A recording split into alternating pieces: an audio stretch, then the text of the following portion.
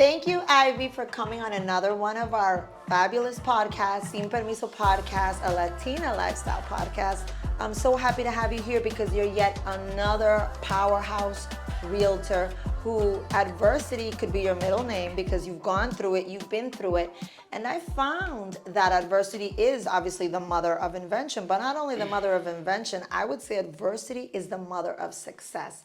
So thanks for coming here, and I'm super happy and thrilled to hear your story. Thank you. Thank you so much, Peggy, for having me over. It's actually an honor to be part of your podcast. Thanks. Looking for strong women that started from the bottom, now they're here. I have to look no further than our Century 21 Northeast family. In our family, we have so many women that shine like yourself, and men as well. Ivy, let's start off with your when you were a teenager, when you were young, how you came to this country. You have a fabulous story, and what you learned along the way. Peggy, my story is kind of funny and it's very interesting because I came to the United States when I was 17 years old. And I came in with my mom, my stepdad, my brother and sister, and we came in and stayed at my mom's sister-in-law's house, and 2 weeks later we're kicked out.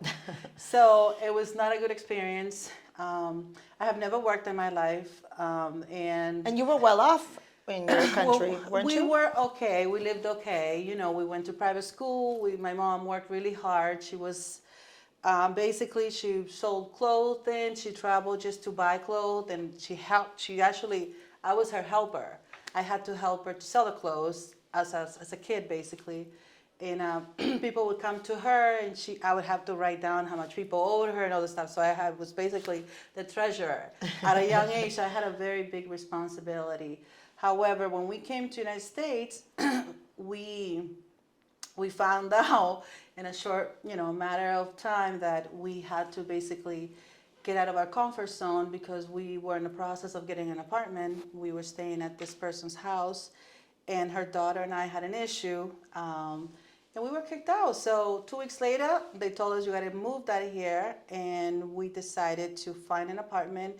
We had no money. We actually had to go get a loan from my mom's friend, and my stepfather happened to go back to the ER and left us here. Oh, wow. And we we moved into an apartment on Central Street in Peabody with not even a mattress, and thank God we were able to find people along the way that help us, in the sense of lending us money to be able to buy our own furniture. I told my mom, from this day on, I'm going to work as much as possible, but we will never, ever ask this particular people for help. We're going to forget their last name. And, we actually didn't forget their last name because through time I learned about forgiveness, and that's actually part of who I am. I just let it go. And we were able to, between my mom and I, buy furniture, basically work really hard. I had 2 jobs, and then going to high school, I used to fall asleep Of course. in school. Of course. And then, that's how life went. We had no choice but just to work and make it happen. And we had very little, but then from then on, God has been able to help us along the way. And we've been able to accomplish so many dreams and so many different things that it's been awesome. And I know real estate has been the vehicle for that. I know you've been in the real estate industry for 19 years. So you get into the real estate game. Tell me how it goes from there. Too funny. So basically, my husband and I were looking to buy a single family house, and we had like a terrible realtor. And she was actually my motivation to get into real estate. Wow, your terrible realtor was the motivation to try to do this thing better. In the process, I was working I went to see a vehicle at Toyota, and the manager said, "You're perfect to be a salesperson." And I'm like, "What? I've never sold." Yes, you did. You helped your mom sell clothes. I never sold vehicles. He goes, I said, "I don't even know about cars." He goes, "But you want to buy a car." and I wanted to buy a specific vehicle. So he hired me. He convinced me. They trained me. They brainwashed they brainwashed me. I learned to sell. I was one of the top producers as a part-timer. Oh, And then from there, we met this realtor that helped us buy this house. And her job, I mean, it was just terrible. And then in that time, my husband was getting into the mortgage industry. So I used to help him with like calling clients and stuff like that. And I noticed there's a lack of caring. There was a lack of caring. More transactional as opposed to helping people. And I'm a caring person. And I said, you know what? I'm going to study this and let me see if I can just pass this license and I can start doing Déjame yo something. veo. So I was like, yo puedo hacer esto. Si esta pudo, yo puedo. Claro. Entonces I got into it. I got my license and I did my first flip in that particular house. Because what happens is that my husband had a client and he wanted to go see a house. And when I went to show him that house, which the house was a dump, and I said, oh my God, this house is like $150,000 more than my house, and my house is better than this house. So the minute I walked into that property, I'm like, I called my husband and I said, listen, I have a client that is going to the house. And he goes, what house? I go, your house. He's like, if we just moved in here. Doesn't matter, our house is better. Because we had just fixed a few things. So that same day I brought my client to the house, like not even 2 hours later.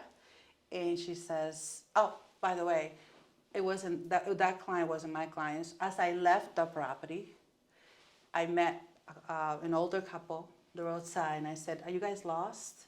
And the lady said, no, we're not lost. We're just looking for a house. And I said, do you have a realtor? They said, nope. And actually, they were my first client. Yeah, a realtor? Nope, I don't have a realtor. And I said, what are you looking for? He goes, I want to go see that house. So when she saw the property and saw she didn't like it, and I said, I might have a house for you. And that's when I called my husband to let him know about that I'm bringing a client. And then we brought this client there. I brought the client there 2 hours later. The client said, I want this house. So you sold your own house. I sold our house for $150,000 or more, like in a matter of like four or 5 months after bought the property. And I said, oof, I like this. You like this. You realized that was a flip. And then I realized I flipped my own house, but then we were homeless because we needed to find a property. And that's how I started to fall in love with real estate. Real estate has been my thing. I'm actually passionate about real estate. I love real estate. I love to help people get their home. When someone buys a house from me, I get so excited, like if it was me, buying the property. Because I feel like, oh my God, this is the beginning of so many great things that you can do with this property. So most of my clients, I help them, I follow up with them, and I help them go from that property to another property, to another property. And I actually give them ideas. We give...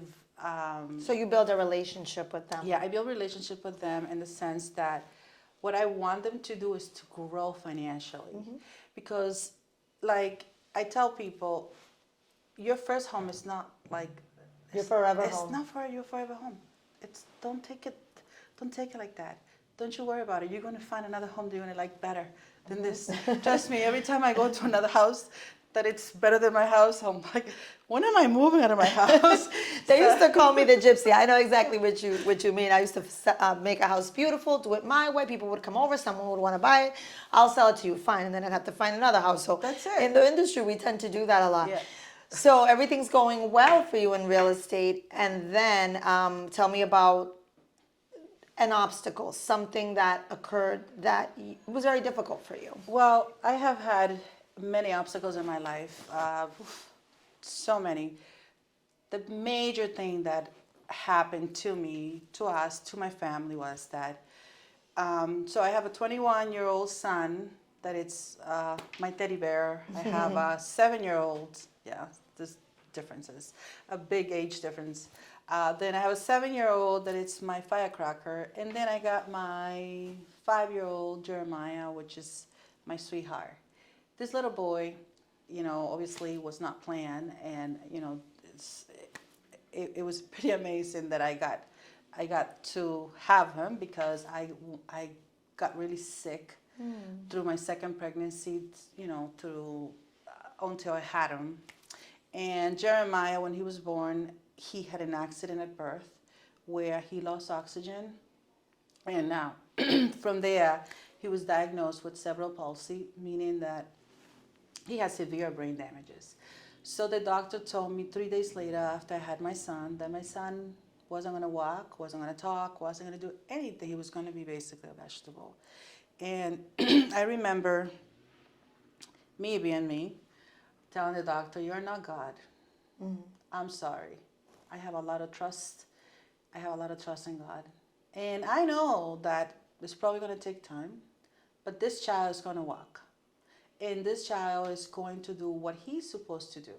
And he wasn't sick inside of me. If he was going to be, like, for example, if he was going to be diagnosed with cerebral palsy, he was going to be diagnosed while I was pregnant. But he was fine. He was born fine. He lost oxygen at the nursery. Oh. He wasn't being monitored because he was fine. But you had that faith in you that he was going to make it. So, he still, and then 3 days later after that, they said, "Well, he hasn't woken up. He's probably not going to make it." And I said, "He will make it. He will make it." It took us I had to switch him from hospital to hospital. It took us 25 days for him to wake up from all the medicine that he was given. After that, Jeremiah still doesn't walk. He still doesn't talk. He still doesn't do what a 5-year-old kid we think should be doing. He is growing at his own pace. In that process, I had to I cry like I have never cried in my life because I asked God, okay, so out of all the people in the world, why me? And the reason why I say why me is because I'm a very caring person. I love children. I actually have a foundation that I find that I'm the 98% founder and found the foundation, and I do it out of my heart. What's the name of the foundation? God's Blessing Foundation. And we feed children. Now I have, in the Dominican Republic, I got 3 places. And we also have it in Paraguay and in Guatemala. And just this year, we fed more than 500 children for Christmas. That's amazing. I did get some help from some people here and there, but most of it came from me. And I don't care because I do it with so much love. But I've had this foundation for a while. So, I asked God, so, exactly why me? And so, I had many obstacles because I tried to understand so many things. But then I understand that He came to my life to also teach me how not to complain about things that don't matter. Because this kid he has a feeding tube. He'll have his feed, he'll throw up, right? 3,000 times a day when he was a baby. Now he's strong, he's getting better. And that's great. And this child will smile. He'll go through a whole day of being with all kinds of stuff, pinch and stuff in his head, and he'll be smiling at me. Yet we see people out there that are nothing but miserable day to day with no particular reason. And sometimes I look at him and I think of myself, how can you be laughing? How can you be smiling? And he's smiling. And when he sees me, he's so happy to see me. And when I see him, I'm so happy to see him. So you see, I learned about unconditional love. And something like this can break families, Yes. can break couples, marriages. For you to be able to overcome this alone, because, you have your husband. I don't know what other help you possibly had. Well, in that moment of my life, that's when I saw less people. The people that I thought that would be there was not there. But the people that matters showed up. And what I have learned in the process is that I only care for who matters in my life, and what matters, and who's showing up when you need them to be there. And I was telling you earlier that when I met you, I found that there was something very peaceful wise, and there was a calmness about you that, as it sometimes only gets obtained through years, through age, or through obstacles, so situations. So you Yes. know that this was the determining factor that changed you as a person. Oh yeah, definitely. I before that I was very wild in the sense that I was very impatient. I will tell people off in a matter of seconds, and even my niece says to me, "Tia, Titi, you have changed like drastically." I said, because I was always very impatient. Like, let's just get to the bottom of this. Like, I don't want to hear the whole story. But then now I understand that you have to go back, breathe in. I had to learn how to breathe in like you wouldn't believe because, you know, when you're a type A personality, you want to get things done. Let's just move along. Let's just get it done. And then things like this happen to you, girl. You have to like breathe, To keep your sanity, to not go crazy. breathe. And you know, Especially you had two other children to live for. two other children and a business to take care of. When that happens, I was in the process of, I was doing 3 flips in the same process that this happened to me. So I said to God, okay, God, you understand that, you know, I depend on you. So, you know, like I'm very spiritual. If you want me to go nuts, just tell me right now. Just tell me right now and I'll just do it right now. But then, you know, like I said, the right people showed up. They showed me, God showed me mercy through the whole thing. And I'm learning to understand different things in life. And I'm just grateful every day. Now I'm just grateful. There's so many things that happen. And like some people now tell me, tú te haces la loca. You have to though. You have to. You have to Like, hacerte la loca. You have yo to me hago ignore. Oídos sordos sometimes, blind eye. And I said, it's just, it doesn't matter. It just doesn't matter anymore. I notice now what matters. What is your craziest, your funniest, or your craziest, or your nightmare real estate deal that comes to mind that you can share with us? Because I know when you have a lot of years in the business, things happen. Well, something did just happen to me. So it's my own flip. This person referred them to another person that referred them to me. So this lady says to me, Ivy, I'm looking for a house in Peabody.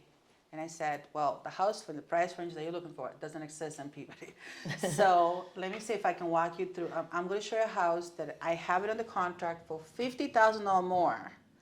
But what I'm going to do is, if this person doesn't qualify correctly, and you know what, since it's my personal deal, I'm just going to work with you and give you a great deal. So anyways, long story short, this started in December. Her credit was terrible. My God, everything wrong that you can think of Went wrong. Went wrong. And then we still had you know, like the understanding, like it's the holiday, let's just let it be, whatever.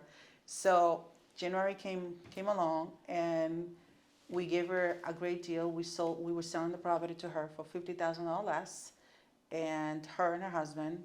And then, you know, she says to me, everything was fine. The deal was clear to close and everything. She was supposed to go to the table and sign. I wasn't here. I was in the Dominican Republic doing a treatment for my son because I do the stem cell treatment for him. And she calls me. She goes, I can't close. I said, what do you mean you can't close? No, I can't close. I decided I want to live in Peabody. My God, And la querías matar. And I said, señora, usted, like, usted no entiende. Like, usted no entiende que usted va a perder su dinero. Yo no. You're going to lose your deposit, And sister. then she starts crying to me. You guys can't do this to me. She tried to play the guilty thing. And I said, this is freaking unbelievable. And then I look at my husband and my husband said, everything's done. Everything's done. And we talked to the attorney. The attorney says, Ivy, like, you guys are, you know, you don't do that. You don't take people's money. I said, but seriously. You But know, technically, you had all the right to. Technically, like, and I'm like, Dios mío, ¿cómo uno no mata a una gente así?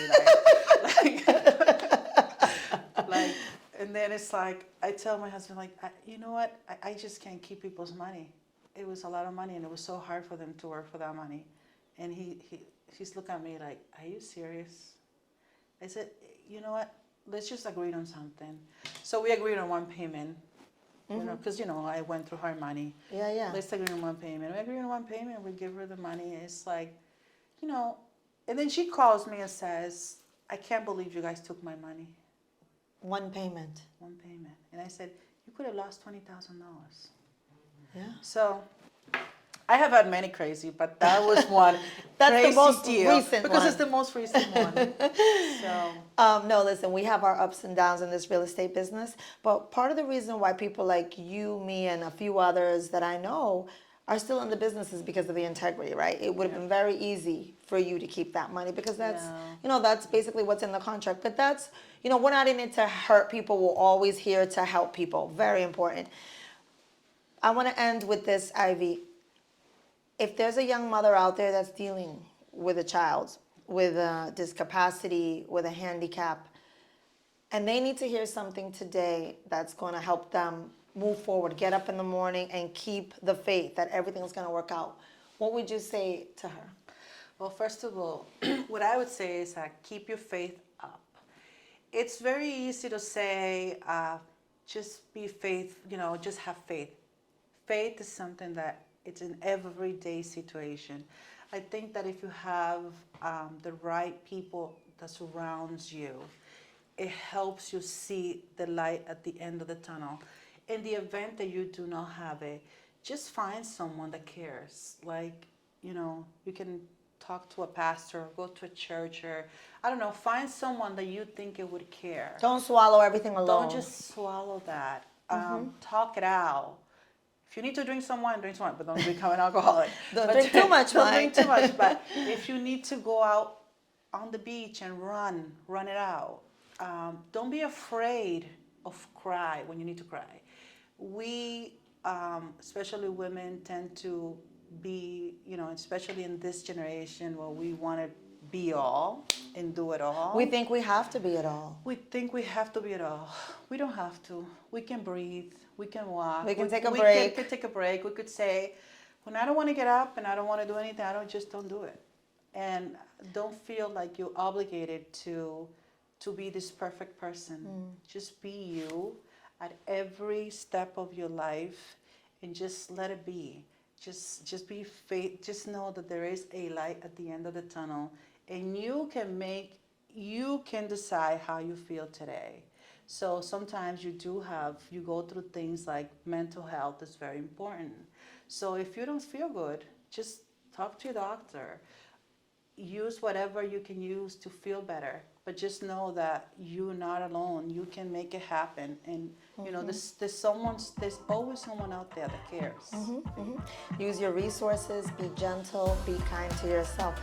Ivy, your story is incredible. You've done it. You're a kick-ass realtor. You own your rental properties. You're an unbelievable mother. You're an example. Keep doing what you're doing. And gracias por venir acá y por acompañarnos en Sin Permiso. Gracias por permitirme estar en tu podcast. Muchas gracias.